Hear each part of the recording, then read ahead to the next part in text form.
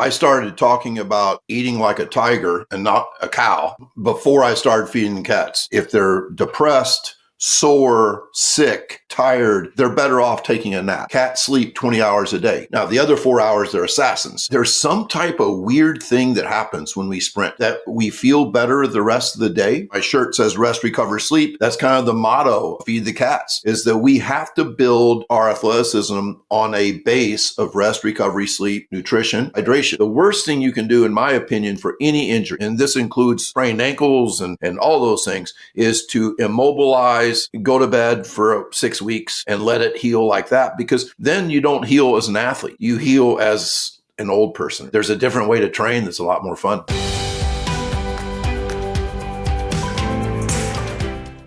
Hey folks, it's Dr. ShawnBaker here. Hey, if you or someone you love is suffering from chronic disease and you're tired of just managing symptoms with potions, pills, and procedures, I want you to check out Revero.com.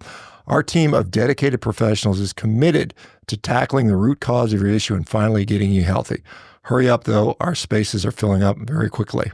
For those that aren't familiar with you, my group is usually a bunch of nutrition folks, people that are sick trying to get healthy. Of course, part of being healthy in my mind is being able to function as a human and to do athletic things. I think that is the ultimate expression of health, in my view. And I think it's important that, and I know your specialty is basically sprinting, and that is a skill that is probably one of the most demanding things a body can do. I mean, you may or may not agree with that, but I certainly think so. I've been an athlete my whole life. I mean, I played professional rugby. I was a power lifter. I was a Highland Games world champion. I've set records on a rowing concept too. And one of the things that really sort of spoke to me in a way is your system, the Feed Cat system, in that, you prioritize top end speed. I mean, that's sort of where everything falls from. And when I broke records on a rowing machine, I had a very similar philosophy. I knew if I could go fast enough, then maintaining a slower pace would be relatively easy. But if I couldn't hit that top speed, forget it. Wasn't going to happen. So let me just, I've listened to, gosh, probably 30 of your videos now. I'm pretty familiar, but for the people that aren't familiar with Feed the Cats, where did that come from? And as you may know, I eat like a cat. I eat a bunch of meat all day long. So I'm kind of, from the physiologic standpoint, it makes sense for me. But talk about the origin of Feed the Cats. Well, it's interesting, first of all, that I started talking about eating like a tiger and not a cow before I started feeding the cats. And Feed the Cats really happened in 1999. Several different things happened, but mainly I had an 8th grade son who could dunk a basketball, terrific athlete. And he told me that he'd rather play baseball in high school because track sucks. And I just reevaluated everything that I did. And basically what I wanted to do is make the sport of track and field more fun to practice. Instead of just crushing our kids every day, I told him we're not going to run anymore. And he said, what do you, that's impossible, because that's what track is running. I go, nope, we are just going to sprint and jump. And he said, well, what about like the long sprints though, like the 200 and 400? I really don't care. I refuse to coach a sport that kids do not like. From this point on, I am going to attract the best athletes of the school, cats, and we are going to undertrain them and get them as fast as possible, and we'll be good enough that we're going to be a great team, even if we're not very good at some of the long sprints. And what I found out was that everybody got faster and the long sprints got faster. That's when I knew I was really onto something. And since then, it's now, I just got done talking to a college coach in Virginia, a college football coach who feeds the cats in football. It's Feed the Cats football is everywhere now. Feed the Cats has gone into the lacrosse world. I've consulted with England rugby, it's soccer, basketball, that all sports can really take a lesson from the Feed the Cats approach, which is to do less, but do it in a higher quality way. And sprinting is the most extreme thing the human body can do. So when you train that extreme, you train the range of all movements. And that's why I say the speed is the tide that lifts all boats. Yeah, I can tell you, I have a daughter, a 16-year-old daughter who is a pretty decent 400-meter runner, but she hates it. I mean, Yes. she's at a school that, you're doing the typical, I guess, the Clyde Hart style. I know you reference him of, volume, volume, volume, wear these guys out. And then somehow they're going to get better. It kind of reminds me a little bit like the Bulgarian weightlifting program, where they throw enough eggs at the wall, eventually one of them doesn't break. So you break a lot of kids to find one or two champions, but you end up, basically making a lot of kids miserable. And those miserable kids, it's kind of a joke, really, that somehow practice is not supposed to be enjoyable. It's supposed to be really hard and miserable. And that's what we have to do to get to play in the games or run in the meets and so forth. And I just know for a fact that kids are really good at what they like and they're obsessed with what they love. So making, whether it's track and field or school or football, more likable, not in a kind of a woke, soft way, but kind of a cutthroat playfulness where we're competing in practice all the time. I just think makes a lot of sense. Yeah, I can see, and as you've probably seen, I've been putting up some videos of me trying to struggle through it. Again, I'm almost 60. I've got some goals. Like when I turn 60, I'd like to be able to run reasonably fast. I mean, fast in my terms versus what you would consider faster. I'd like to break 13 in 100. I think that would be reasonable. Particularly, I'll probably be about 240 at that time. So that won't be bad for a 60-year-old man doing that. And then I'd like to be able to dunk. Last time I dunked, I was 51. So I still got, okay hops and that type of stuff. But but learning the mechanics. So here's a question I have for you, because this is something that obviously this is designed for high school kids. I'm very far away from a high school kid, but one of the criticisms, I've got some friends that are pretty decent track athletes, some masters, world champions and whatnot. And they said, we're not convinced because we're worried about injuries, because as an older athlete going out there sprinting, fly 10s and stuff like that, are you going to rip yourself apart? How would you sort of program that for someone like me, like an older guy that's like, hey, I got some concerns about not blowing my hamstring off? Well, first of all, you need to never work out when you're sore, which goes against, like traditional athletic training. It's kind of like you wake up and you feel terrible. That's when it really counts. That's when you go out and really push yourself. But we listen to our body. That I do not let people speed train unless they're healthy mentally and physically. If they're depressed, sore, sick, tired, they're better off taking a nap. Cats sleep 20 hours a day. Now, the other 4 hours, they're assassins. But that's kind of the mentality we want to have. And then it's really counterintuitive to say that sprinting will actually make you healthier. One of the things that we have learned from sprint-based football programs like TCU 3 years ago, Kyle Bolton is a friend of mine, and he was kind of in charge of their speed program, and they were sprinting 3 times a week in season. And I said, well, why do you do that? I thought he would say, because we want to be the fastest, most athletic version of ourselves at the end of the season. Instead, it was a one-word answer. It was health. There's some type of weird thing that happens when we sprint, that we feel better the rest of the day. Now, as you know, the sprinting is very microdosed. It's never doing 100 of them. It's never doing 20 sprints with 10 seconds rest. That's not what we're talking. It's like massive recovery, massive rest. I mean, my shirt says rest, recover, sleep. That's kind of the motto of Feed the Cats, is that we have to build our athleticism on a base of rest, recovery, sleep, nutrition, hydration. And when we do that, we just kind of take off. Where my kids, or I'll go back to football, Feed the Cats football teams do no conditioning. None. They don't have a conditioning test at the start of the year. They don't do gassers at the end. Their practices are short. And what they find is that their kids are so much healthier because they prioritize this freshness, this bounciness. And I'm sure you have found doing the atomic speed workout that you feel pretty damn good after the workout.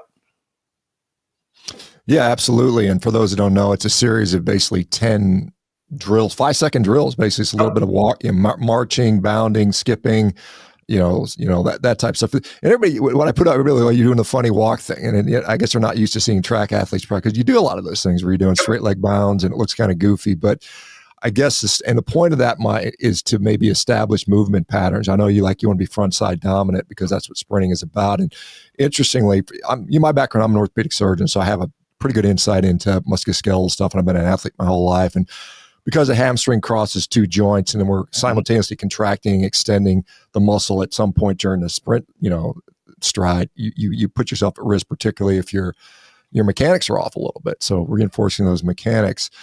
One of the things that you said, what I thought was and you're absolutely right. I will tell you, I do like feeling bouncy. I feel a little more bouncier, and it feels good. I mean, and as I look at, as somebody who's, approaching his 60s and beyond, I mean, that's going to protect you from injury. And we know, for instance, there's actually, there's a really good study on comparing runners to sprinters. And you correctly point out sprinting is not running and running is not sprinting. They're different skills and they look different.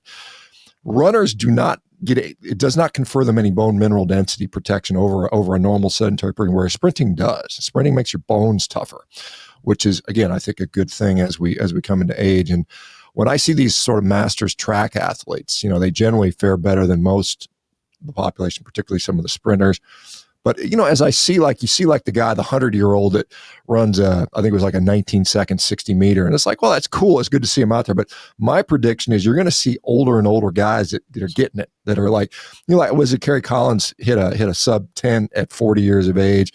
Willie Gault, I know you were up in that Chicago area. You may remember Willie Gault when he played for the Bears, world-class sprinter. And I think he was still sub 11 at over 50 years of age. And so I think you're going to see more and more of that in the Masters arena. And I think, if you can, your philosophy of microdosing intensity, which I think is very, very valuable, I just think that's a really good way to do it. And I've used that. I've applied that to other aspects of my life, but I didn't realize what I was doing was what you were kind of talking about. And so now I see the real value in sprinting is, I think, such a tremendously health beneficial thing outside of athleticism, because I think athleticism in many ways is health. So when it comes to skill development, well, let me ask you, if you're rehabbing, I know you don't have as many injuries now because you're not working out when you're tired, when you're sore, when you just say, hey, go home, go sleep. I'd rather you sleep than hurt yourself. If you had somebody with an injury, how would you bring them back in? I mean, sure, that's happened a few times over the years. That's a great question, because even though we have hardly any injuries, and there's reasons for that, what we have found is that most injuries are a direct result of too much load, too much volume, that when you're tired, even your joints are not as stable. When you are beat up and you're grinding through stuff, that's when you fall strangely and break bones and things. So because we microdose, I think that really helps. We also do something that is called reflexive performance reset. My friend Chris Korfist and Cal Dietz, good friends of mine. Basically, it's acupressure points combined with diaphragmatic breathing. Yes, you know exactly what I'm talking about. And so we never sprint without RPR. And then I think that there's something really important. I realize that a lot of older people start to lift, and they should. But lifting is strange because it's not teaching a contract, relax frequency. Whereas with sprinting, as you know, if a muscle contracts and the reciprocal muscle is slow to relax, there's going to be a tear. But because we are practicing at a very high frequency of contract, relax, the entire body benefits. That's why the tide that lifts all boats. My friend Les Spellman says that speed is global, that when we train a golfer to sprint faster, and if we sprint before we lift, well, let's just say there's not a better warm-up for lifting than sprinting. And you're talking about masters athletes. I'm actually training right now a lady in California that's 72. And she's a sprinter, and she is worried about injury. And to circle back to what you said, how do you come back from an injury? We I believe strongly that the RPR is really important. And then the second thing is the idea that we have to continue to work, to move. Our rule is it's binary. It either you do it and it hurts, then don't do it. You do it and it doesn't hurt, continue to do it. And we progress through very active ways. If somebody pulled a hamstring for me and they're able to walk without pain the next day, we are walking. We are not on crutches. And as soon as they're able to jog, they jog. As soon as they're able to do drills, they do drills. And we just ramp up that activity. The worst thing you can do, in my opinion, for any injury, and this includes sprained ankles and all those things, is to immobilize, go to bed for 6 weeks and let it heal like that, because then you don't heal as an athlete. You heal as an old person or something. Yeah, I mean, as an orthopedic surgeon, I was very similar in that matter, very rapid to return to function. I think that, and it benefits. I mean, if you look at the patterns and the stresses that are placed on the muscle and the bone, you need those stresses for them to organize in the correct ways. And so it's very, very good. Obviously there's somebody breaks their bone in half, you can't have them walking on it the next day. But I mean, sprains and strains, actually, I just was recovering from a hamstring pull. I mean, it's just I've had about 6 over my lifetime at various times. And, it's just like, and I think when I was running the most, like when I was playing professional rugby, I never tore a hamstring because I was always running, sprinting fast. And so were you lifting? I'm sorry to interrupt, but were you lifting at that time in the absence of sprinting or not? I mean, I lifted my whole life, Tony. I've been lifting since I was a 13-year-old kid. So I've been lifting for 45 years. So I've never not lifted. It's been various. And I saw, one of the things where you're a proponent of maybe more concentric and less eccentric. And so instead of the bodybuilding style where you're slow, it's, acceleration and go. And I've done a lot of that. I've done a lot of jump training. I've done a lot of, when I was 42 at 285, I could still dunk. I mean, at 285, I could still get on dunk. So I've always been fairly jumpy, but I've always lifted. And, I at this age, I'm still going to lift, but I'm modifying it a little bit to allow me to be, spend more time sprinting. And I feel better. I feel less beat up for sure. There's no doubt about that. So that's something that is there.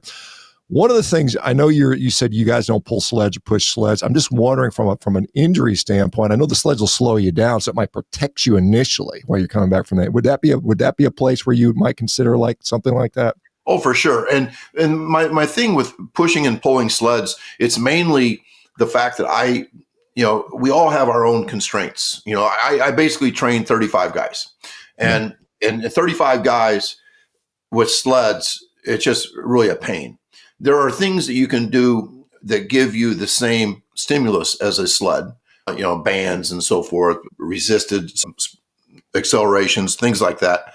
So there's no question that the pushing of a sled especially could be a really good early hamstring, because I don't think you're stressing the hamstrings nearly as much in acceleration as you are when you're upright and sprinting as fast as you can.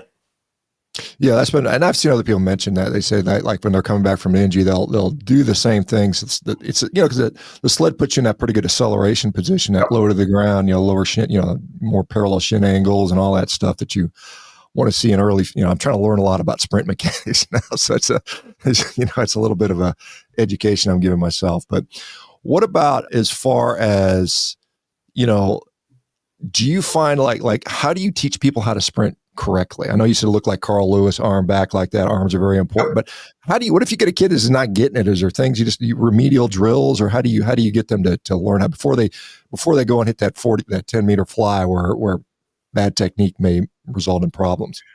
Well, the speed drills that I do gives me a chance to coach every day. That front side, basically the number one thing you mentioned already is that you got to get big in the front, which is, that knee up in front of the body with the foot in front of the body under the knee. So that front side, that big in the front, and then we say short in the back. We don't want a long trail leg, and we want to be full range of motion in the arms. And that's kind of weird for kids because when they simply run slowly, they run with T-Rex arms. They're never running with full range of motion. And when we run full range of motion with the shoulder, it stretches here and there's a stretch reflex. So it's like free energy to pop that hand back. And the same thing happens lower body. When we get big in the front, we do a stretch reflex of that hip flexor on the other side, which allows that leg to snap through quicker than pulling it through. And then, basic posture, acceleration, we want to be diagonal basically and gradually get taller. When we are at max speed, we want to be very upright. I say that if you're 6 foot tall, run like you're 6'1". That basically that solves that weird pelvic tilt and things like that. But getting back to, this is a really strange thing, Shawn, but you can literally know nothing about sprint mechanics at all. And if you simply go through some front side things, some full range of motion things, get tall, those are my big three. If you do those three things and you time sprints, the body self-organizes. It organically, every time you sprint faster, not further, when you sprint faster than you ever have, your body has learned to do something.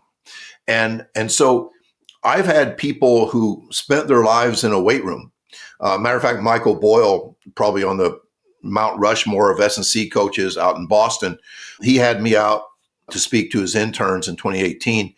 And he was a weight room guy. And the thing that he added to his training was time sprints. And what he found was simply timing sprints and having people try to beat their best score, like they're gamifying some training here. As they got faster, their mechanics improved. And it doesn't hurt to be able to see something and correct a kid, but literally nobody sprints. I mean, it's like, even like baseball players. Baseball players do a lot of running, but they don't do much sprinting. Football players do a lot of accelerations, but they don't sprint. So we can kind of say that, let alone golfers. My God, golfers never sprint. But as they sprint more, they will become more athletic and therefore become a better golfer. Yeah, I think we should, that point you made about the golf club head speed, they do sprinting and all of a sudden they can swing a club faster and they're not actually training for that. I mean, it does have a tremendous carryover, probably affecting the central nervous system in many ways, because maybe a boxer would be a better boxer if he would just truly sprint. I mean, is that what you're finding in a number of different athletes? 100%. And I think, I wonder about baseball players. Baseball players are washed up at the age of 35. They can still throw. They're stronger than they've ever been. Their sleep habits are better than they've ever been. Their nutrition is probably better than it's ever been, but their bat speed slows down. And I think about what guys in their 30s who are professional baseball players, major league players, what type of running do? They do endurance stuff. And I think that dulls the CNS. It for sure does not raise the ceiling of the CNS the way sprinting can. And it is frustrating because speed grows slow. I say that speed grows like a tree. So you can start doing a sprint-based program where you are prioritizing it and all that. And after 4 weeks, you may not see a big change. Whereas like in the weight room, as you know, you can get a lot stronger in 4 weeks. You may not get faster in the first 4 weeks, but that consistency of sprinting 2 or 3 times a week, and it doesn't have to be like 2 hours a day. Matter of fact, if it is 2 hours a day, you'll get slower.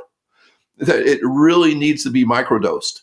My atomic speed workout lasts 15 minutes or 60 seconds of work. And I think that if you are doing that twice a week, in 10 weeks, you may be 1 mile an hour faster, which I think makes you kind of a different human.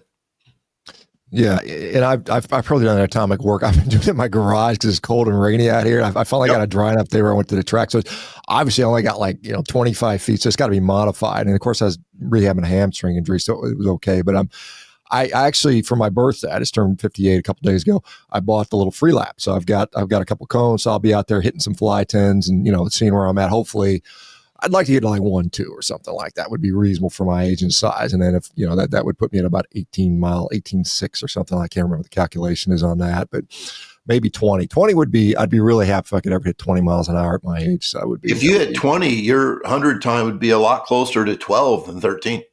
Yeah. I mean, I don't think it's beyond the realm of possibility if I stay healthy, because I used to be, when I was young, I was a pretty fast kid. I mean, I was pretty fast. I never did track. I mean, I think I ran 100 at as a freshman, not on the track team. They just stuck us out there and I ran like a 12 flat or something like that without spikes, without a starting block, just run it. So, and I was always, even as a professional athlete, as a rugby player, I played one of the bigger positions. I was one of the faster guys for that position, but never, I'm not a, like when you talk about fast, like 10-second guys, which are probably born, not created. I mean, there's some of that. I mean, I know you say genetics isn't your destiny in this, but I mean, there's some of it. I mean, certainly, not everybody's going to be running 10 seconds, no matter how you train, right? Yeah. Well, genetics, I think, is our destiny with everything. A lot of times the people who diminish sprint training as, oh, it's just genetic, are people that work in a weight room. And I'm like, are you kidding me? You don't think that there are people born to be strong? Of course there are. I mean, people that have better frames, all that kind of stuff. And so just because you were born to be strong does not mean that the weight room does not improve that. Of course it does. That's why you love the weight room. Well, the same thing in jumping. I mean, I cannot take a guy with a 20-inch vertical and 2 years later he's jumping 40. That does not happen. We all are confined, the parameters of our performance is really based on what we were born with.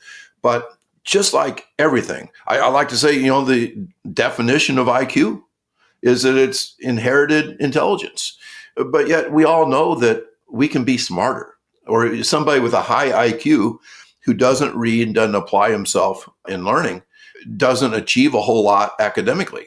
So it really doesn't matter how much genetic component there is. We're basically just stuck trying to be the best version of ourselves.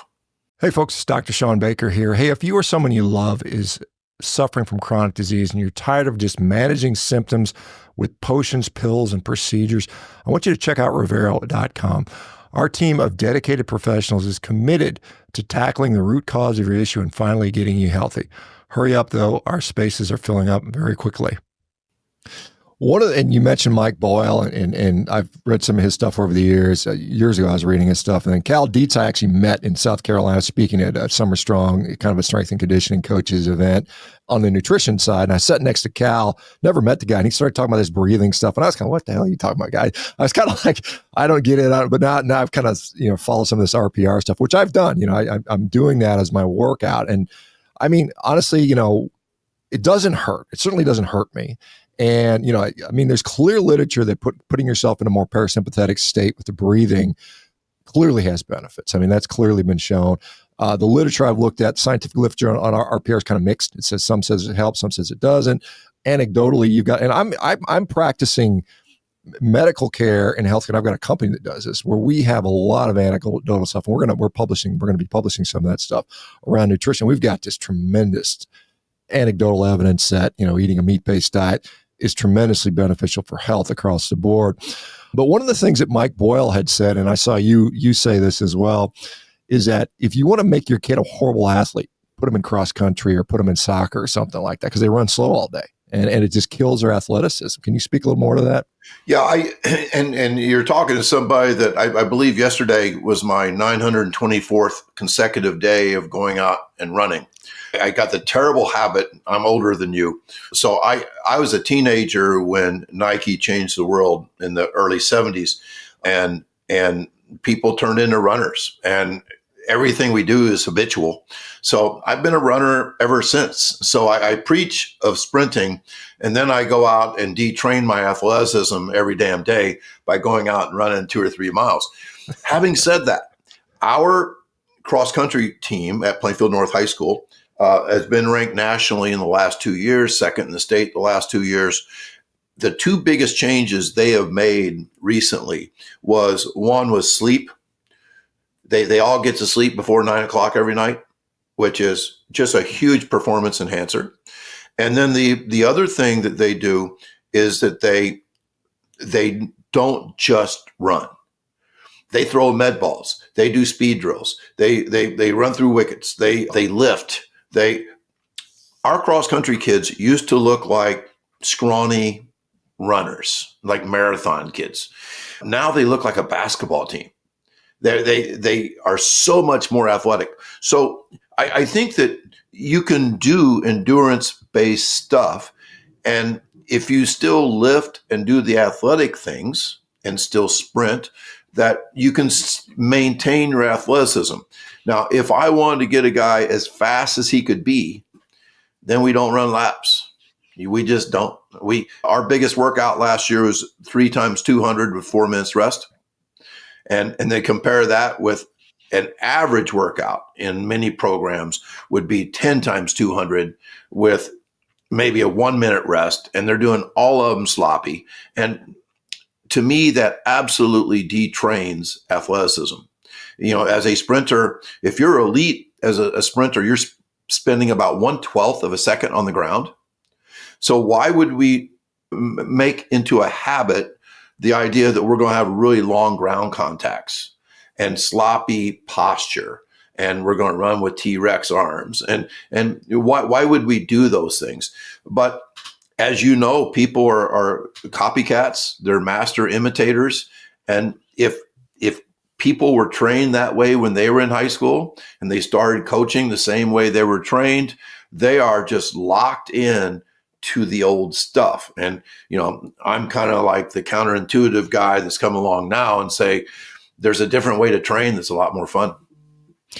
Yeah, it's kind of like the Tabata protocols, where it would be like, this is a conditioning workout where you would sprint all out for 20 seconds and then you'd rest 10 seconds and then do it again. I'm like, the second rep's worthless. I mean, there's no recovery. And so when I've done my sprint interval training, it's been 10 seconds on, 2-3 minutes off, full recovery go. And it's maybe on the bike, but I mean, it's to me, it makes sense. If the point of high intensity is you actually achieve a high intensity rather than you have some middling plodding intensity by the time you're in your second or third rep. And so that's, I think a concept that holds up quite well. You talk about, you guys get a lot of rest. I saw you said like 42% of your track season is sleep and recovery and off days and things of that nature, which is, again, I came from the background where, the grind, work more, it's, work Sunday, Monday, Tuesday, 2-a-days, that type of stuff. And I was pretty good at it. I mean, I got the mindset. I'm just tough it out. But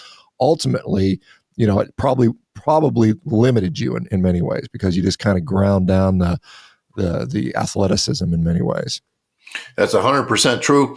And, it still happens today. I mean, there are football teams that go out and they condition so much that if they would time their athletes like late in the season, they might be 2 to 3 miles an hour slower, every single man. But because they don't train like that, they don't time, they're not even aware, because the faster guys are still the faster guys. They just don't know that they're all diminished. And as long as these teams are playing against teams that are just as dumb as they are, dumb will always beat dumber. So the cycle just continues. And you can do like a bunch of things wrong. And if you have really good players, you're still going to win most of your games. But the teams that have addressed this idea that we want to be as fast as we can be, and that is going to be our priority, it seems like they've been healthier. They win more games. Lombardi had it exactly correct. He said, fatigue makes cowards of us all. But coaches, put that up on their wall and then would go out and chase fatigue in every practice. They would, if coaches could practice 9 hours a day, they would. And that makes you tired, which makes you a coward or soft or non-athletic. And it's really interesting to see that flipped around and say, yes, we agree with Lombardi, so we are not going to get tired. Yeah, I mean, because you talk about there's obviously developing an athlete. An athlete in general, this is a person you said can sprint fast, jump far, jump high, lift heavy, and bounce. Right. This is what you often said. Versus that aspect versus the skill development. Like you still got to shoot baskets if you're a basketball player, but becoming an athlete involves this very finite set of criteria where it doesn't involve let's just grind for filler. I mean, some coaches have to put filler in there. I've got the kid for 2 hours. What am I going to do for 2 hours? Right. Your kids go home, 45 minutes or something sometimes. I mean, maybe you can talk about that a little bit. 100%. Yeah. Our workouts last between 45 minutes and 60. And because we're only doing about 80 seconds of work in that time, a lot of our kids stay and go over and work on the long jump, and they'll stay and work on the hurdles because they're not diminished. And then what's even better is they go home and they're not dragging their ass home. they're going home with a bounce, and they're going home looking forward to the next practice. And, I'm a writer, and so I study writers. And there was a guy that says he never quits writing when he's tired. He quits writing when he's on a roll. And if you think about that, you think, well, gee, if you're on a roll, maybe you shouldn't quit. But if you quit when you're hot, then you're looking forward to get back to it. And I think that likable, lovable, Steve Jobs says, if you're working on something you really love, you don't have to be pushed. It pulls you. And I think being pulled towards athleticism is really cool. Sprint endurance is a topic that comes up, and some people think sprint endurance for over distance training might be one aspect. But how do you get your kids from running fly 10s to being able to run 70, 80 meters? How does that progression work?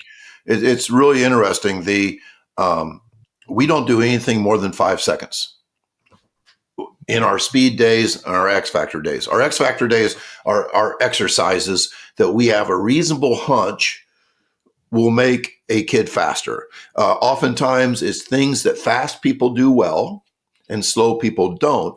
So we take those ideas and say, let's get better at things that fast people can do. The fast guys can go up and grab the rim, and slow people don't jump as high. So let's get better at jumping high. So our approach to speed endurance, I don't say that E word hardly ever. I like capacity better. We start off our first, we call it a lactate workout. We don't call it speed endurance, is the 23-second drill, where we see how far we can run in 23 seconds. And our guys, even though they've just gone through 2 months of nothing but speed training, they have no business having any type of sprint endurance at all. Because they sprint so much, they've developed an efficiency with their speed that does not require as much energy as slow people. So we kill that workout. We do 2 23-second runs, split the recoveries 8 to 10 minutes, and our guys do really well. Now, having said that, as you know, the biochemistry of anaerobic lactate work is the acidosis that's created is really a feeling that most people have never felt before. So even though my guys kill that workout, they will often be in a fetal position afterwards for 10 to 15 minutes, really struggling. Now, they get over it and we take the next day off, but we become biochemically tough by doing that. Now, back in my day, when I was a 400-meter guy in middle school, high school, and college, we used to train like you were talking. We would go, our speed work were 200s and our endurance work were 600s. And the 400 would be like meet in the middle. The problem is we would do 10 200s, which means we were never working on speed. We were working on becoming a miler or something. And then the 600s is like working to become a 3-miler. And we were working the wrong energy systems when we did that. I don't know if somebody said, would I rather do the 3 200 lactate workout or 10 200s? You would think I would say, oh, I'd much rather do the 3. Oh, the 10 was much easier because the 10, they were all at 30 seconds. Whereas if when my good guys are doing 3 200s at, with that 4 minutes rest, they're doing all of them in sub 23, spiked up. And the acidosis is just hell. But the body has to get used to that acidosis to become good at the 400. Yeah, I mean, when I turned 50, I broke the Concept 2 world record at 500 meters, which is kind of analogous to the 400 in its energy system requirements. And most of my training was doing lots of like really short sprints, hunters, just maximizing the power. And it always sucked at the end. I mean, I knew for about 15 seconds I was going to suffer, and I hated. I got nervous, and I every time I sat down, I was like, even though I'm only going to suffer for 15 seconds, but it was such a mental hurdle. But I mean, that's what you say is what the 400 is, a sprint. And suck it up, it's going to hurt, and you're just going to do it. And it doesn't matter how many 600s you run, it's not going to make it any better, correct? That's right. We could take, and like I said, we have a great cross-country team. We have a guy that might run 4:05 in the mile this year. If he runs our 4x4, he might throw up afterwards because he's running that 4:05 mile on the edge of lactate, the lactate threshold, whereas the 400, he may lock up a little bit. There is absolutely nothing we can do to make that final 100 easy. If anybody ever tells me that the 400 felt easy, I would say that's because you ran it way too slow. Yeah. You should start. It's designed to suffer. It's supposed to be one of the most, I heard like 400, 800 are the two most miserable events in track, and that's pretty clear. And I've got a daughter that hates the 400, even though she's pretty good at it, but she hates it. So. Oh, yeah. It's not going to be fun. Yeah. Let me ask you a little bit about nutrition, Tony, because, obviously you're working in this energy system, 5 seconds. This is all creatine, phosphate, ATP rich stuff.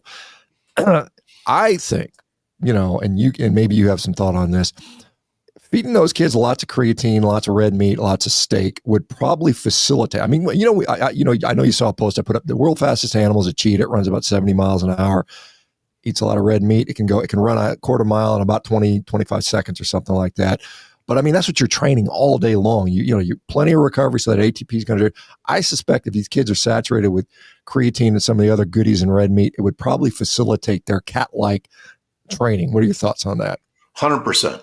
I mean, I absolutely, I go back. I was going to tell you, I was a science teacher, and in the early 80s, I read the book Fit or Fat by a guy named Bailey.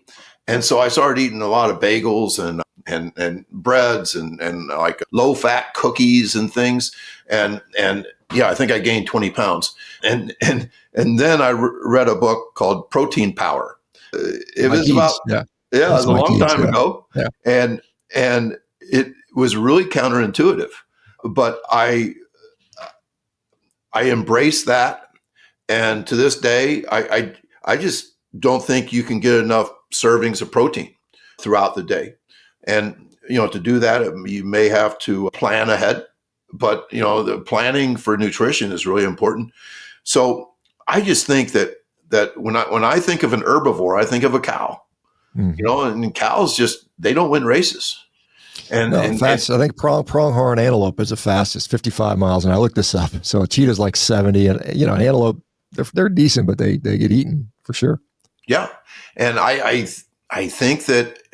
think it's a great way to lose weight and all that kind of stuff as you get older. But I think that you're really, as you're saying, you're fueling the energy system that matters the most.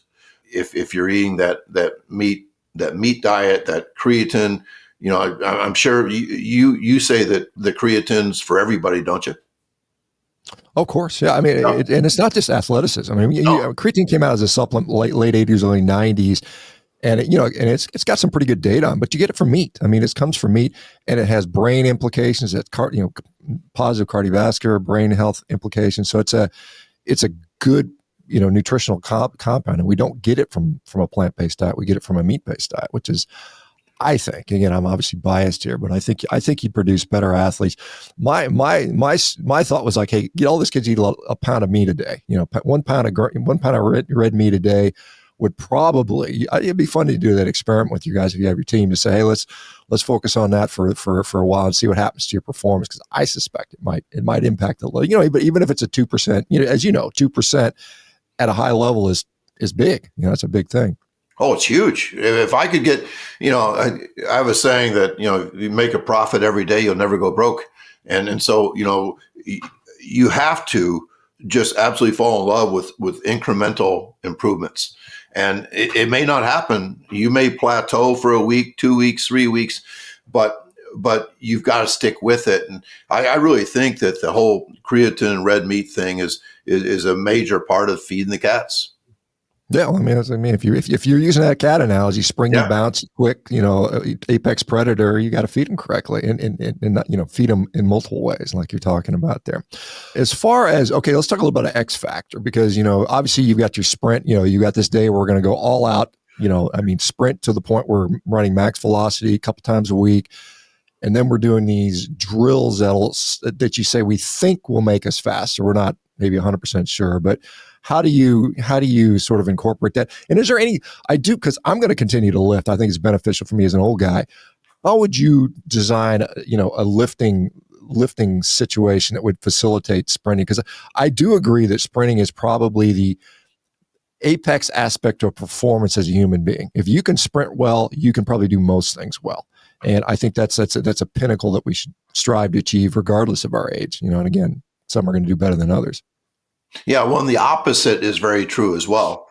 Slow. There are no slow athletes that are preferable. I mean, every athlete, if you get faster, even sumo wrestlers can, for sure. Yes, yeah. That's why a slow offensive tackle at the NFL Combine will not get drafted, even though they are not sprinters in the football game. In the game of football, offensive linemen, especially the biggest ones, offensive tackles are not sprinters. But if you can run a 4.9 when you weigh, you actually are somewhat fatigue resistant in the fourth quarter, which is counterintuitive. It's weird, but it's true. You also have a much longer career if you are fast. So what I would design for most people, I'm a big believer in the James Clear Atomic Habits idea. That's how I got Atomic Speed Workouts. I just read that book, and let's have the smallest speed workout possible that could have a positive effect. And let's get people doing it twice a week, thinking that if I can get the habit going, then we can start building. So the maximum I would do is 3 speed workouts a week. And the only difference between atomic and optimal for me is maybe timing 3 sprints instead of 2. So everything else is very repetitive and all that. You always do it before lifting, not afterwards, because sprinting potentiates lifting. Lifting does not potentiate sprinting. Now, X factor is something Charlie Francis, arguably the most articulate sprint coach that's ever lived, really spoke a lot like I do, with the exception of, he said, okay, sprint 2 or 3 times a week.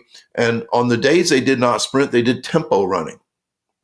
Tempo running is when you don't look like a jogger. You still look like an athletic sprinter, but you're maybe running 10 hundreds or something like that. Yeah, it's like very sub-max. And I just said, cats don't like that. Cats don't like doing that. So what we do instead were exercises. And so I said, what should we call the exercise day? And me being a science teacher with X and unknown and all that stuff, I said, let's call them X Factor workouts. So I coined that phrase in 2006. And so people are always wanting to know how many sets and reps. And really what it is very unscripted. We kind of go by feel. We invent. There's never an X Factor workout where I don't invent something. It might be, okay, I want you to put your hands above your head. I want you to skip backwards. And you can see the guys thinking like, how, we're exposing them to a new stimulus, to like a random stimulus. We might, our favorite 2 med ball throws is overhead throws high and what we call wall busters, rotational. But we'll add other med ball throws that these kids have never done before.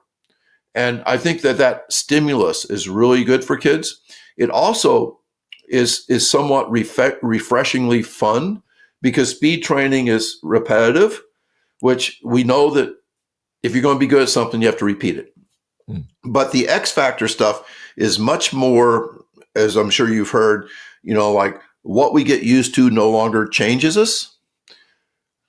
Well, we have to get used to the things that are really important, like Steph Curry shooting a basketball, for example. He better shoot the ball every damn day. He better never get tired of shooting the ball. A baseball player never gets tired of getting in the cage and hitting the ball. A sprinter must sprint 2 or 3 times a week. But on those other days, instead of doing like mindless tempo running, we are doing plyos and hip mobility things and hurdle over and unders, and we are doing wickets, and we are doing isometrics. We do a ton of isometrics now. And all those things, I don't know if you can draw a direct line between that and being fast, but I think you can do more so a direct line than anything you do in the weight room, which brings you to the weight room. What I say, people don't love what I say, but I say stay general in the weight room. Mm-hmm. Push, pull, hinge, squat, never burn the steak. In other words, never let lifting interfere with your priority, which is movement. Movement is key. So if you do something on Monday that keeps you from speed training the next 3 days, that's dumb. Don't do that. And if you have to crush yourself in the weight room, you do it like at the end of the week when you have a Saturday, Sunday off. So you never let the weight room interfere with the priority, which is speed.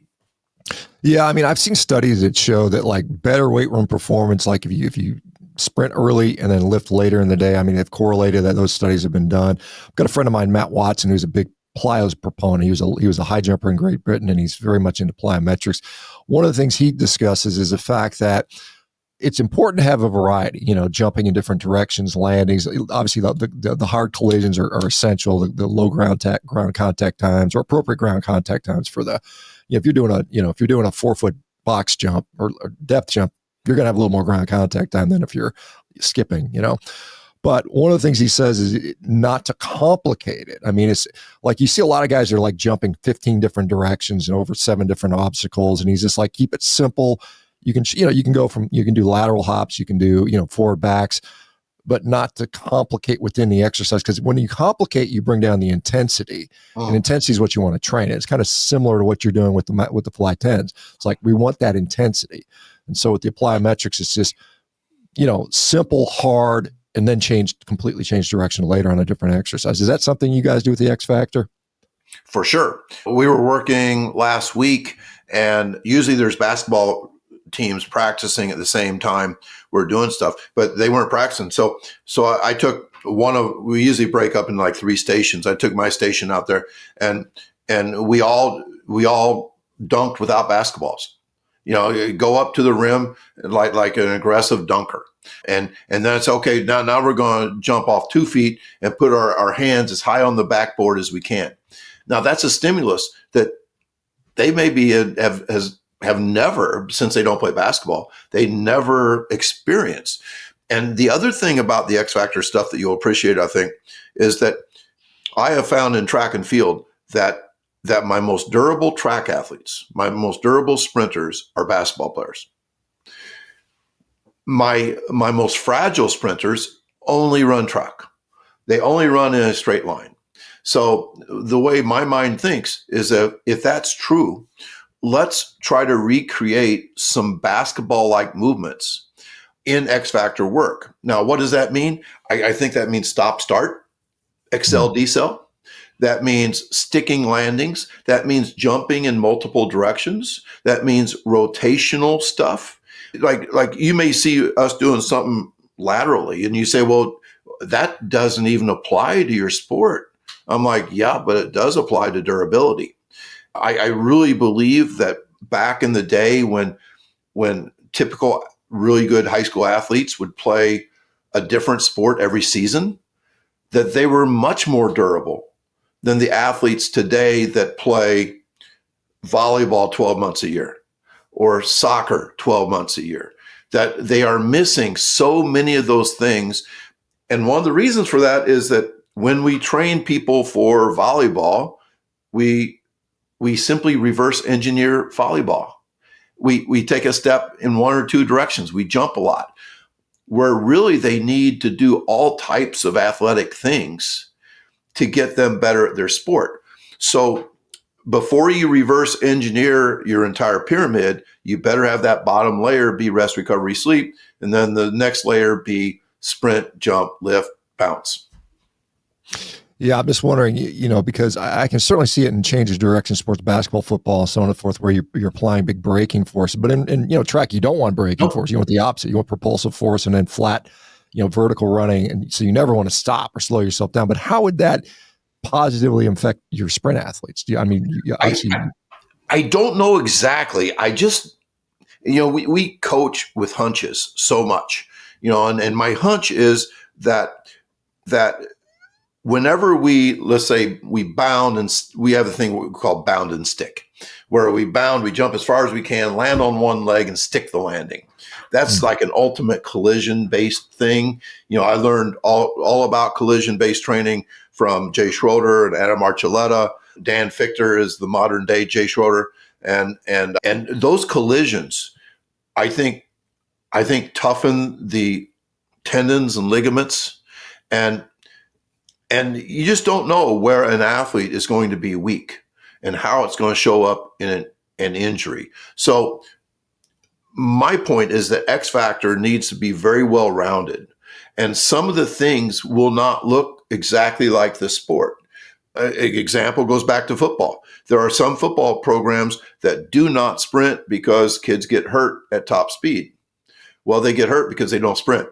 So that's a problem. But they justify it by saying that football is 98% acceleration, and they're 100% right. It is 98% acceleration.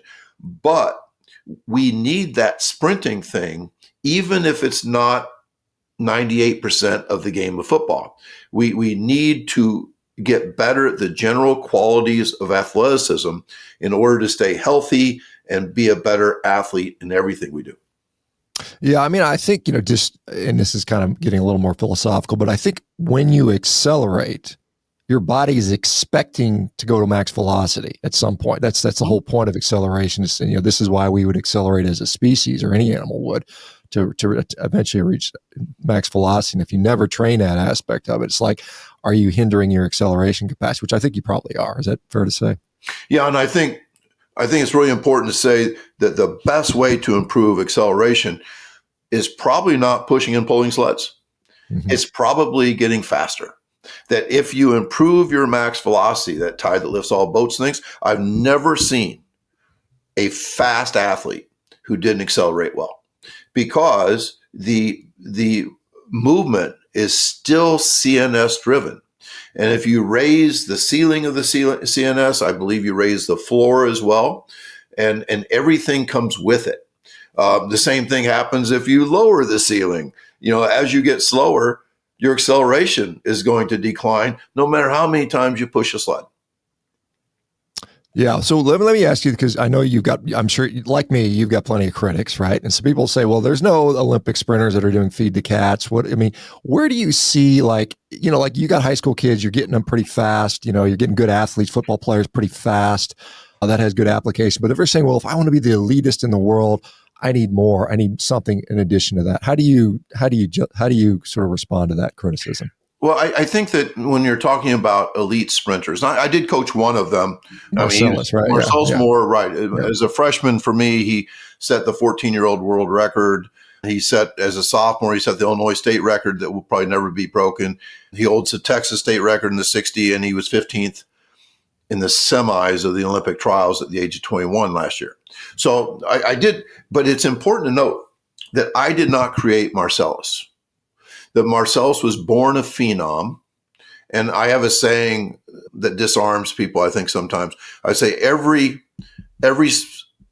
elite sprinter was a sprint phenom before he met his first good coach. And so I think when we're talking about Noah Lyles, my God, 99.999% of all people are not capable of ever running close to 27 miles an hour, like Bolt and Lyles and, the elites. Now, having said that, There are Joseph Fahnbulleh, the great sprinter from Florida. He came up in a Feed the Cats program in Hopkins, Minnesota. Kenny Bednarek, super Olympian.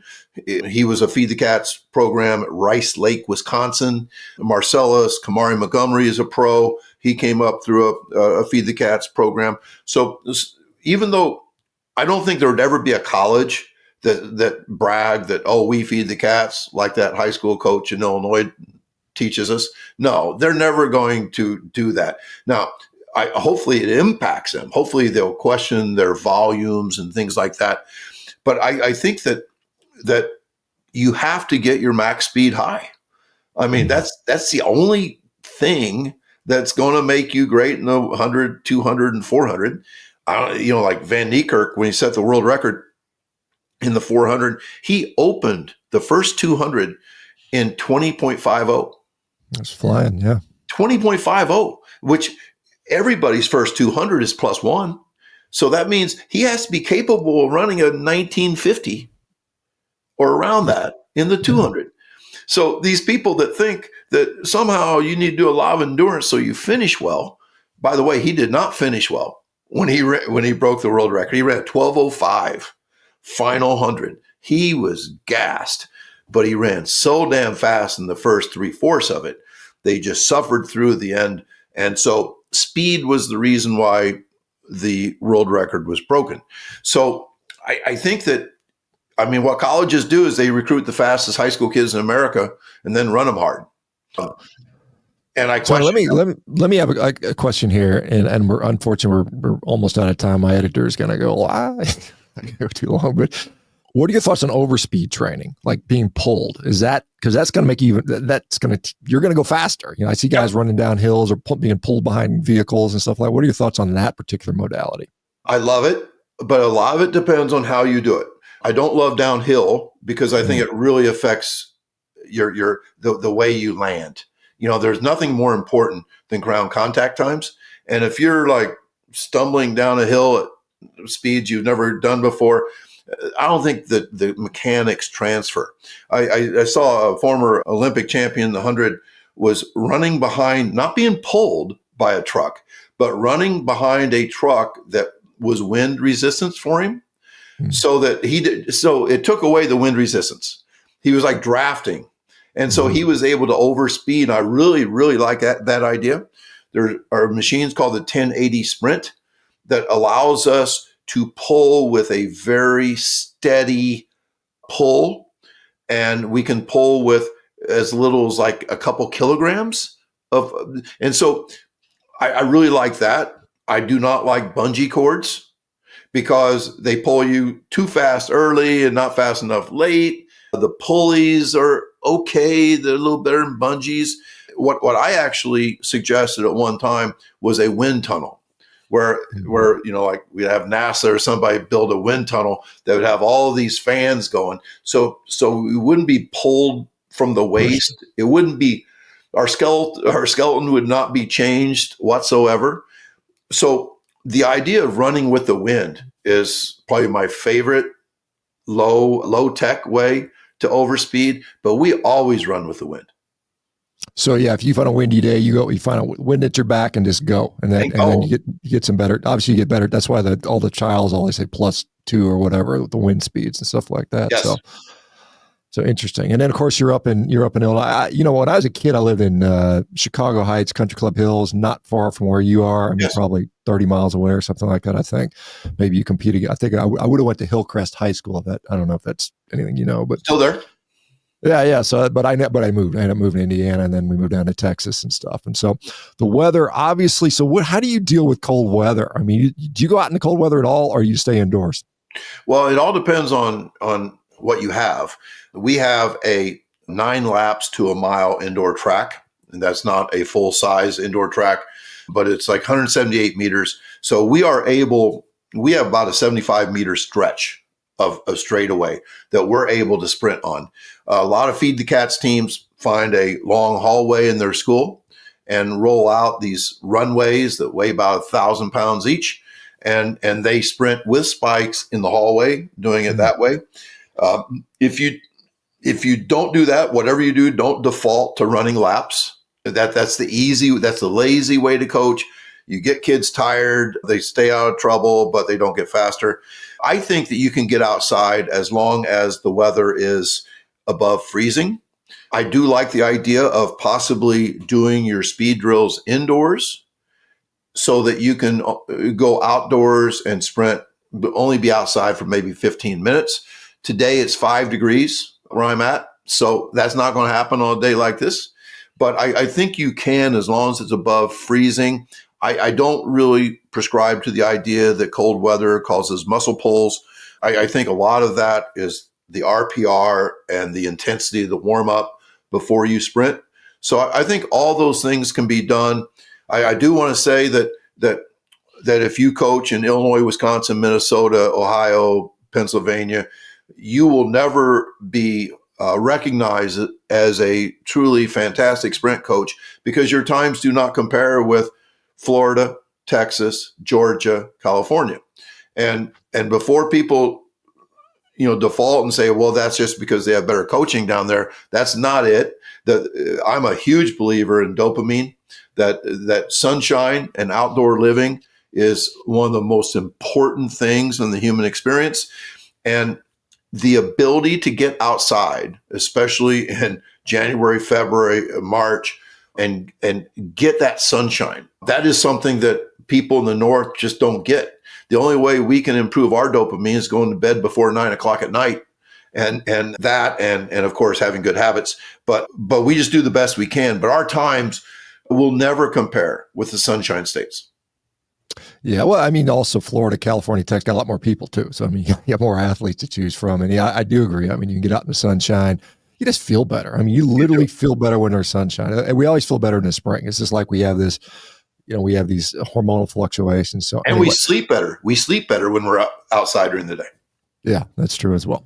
Well, Coach Holler, it's been a pleasure chatting with you. I've got an X Factor day today. I'm going to eat my steak. I'm going to go train later today, and this has been motivating. So I'm excited to it. So I'll see what can happen. I'm going to give it a solid year of feed the cats and see how things go, and we'll see where I'm at next year. But I've got, like I said, I'm giving myself 2 years to get fast, and so I think that hopefully will allow me to do that. So appreciate it. Play the long game. Great talking to you. Thanks, Tony. Appreciate it. Bye bye now.